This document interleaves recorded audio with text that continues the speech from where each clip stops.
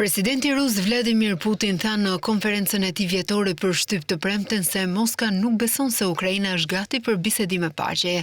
Ai tha se Rusia ishte e gatshme të përfundonte konfliktin në Ukrainë në mënyrë paqësorë, bazuar në parimet që ai tha se I kishte përcaktuar në Ministrinë e Jashtme në vitin 2024. Ata në thelb po refuzojnë ta përfundojnë këtë konflikt në mënyrë paqësore. E vetmja gjë që dua të them është se ne gjithmonë e kemi thënë këtë.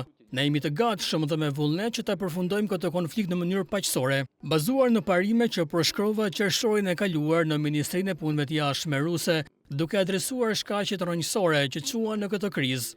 Putin vuri në dukje më tej se Rusia nuk ka parë ende ndonjë shenjë se Ukraina është e përgatitur të diskutojë çështje territoriale.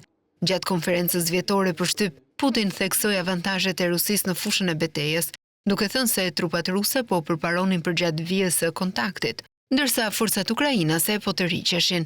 Ai shtoi se balanca në fushën e betejës ka ndryshuar në mënyrë vendimtare në favor të Rusisë, pasi trupat ukrainase u nxorën nga rajoni Kursk I Rusisë.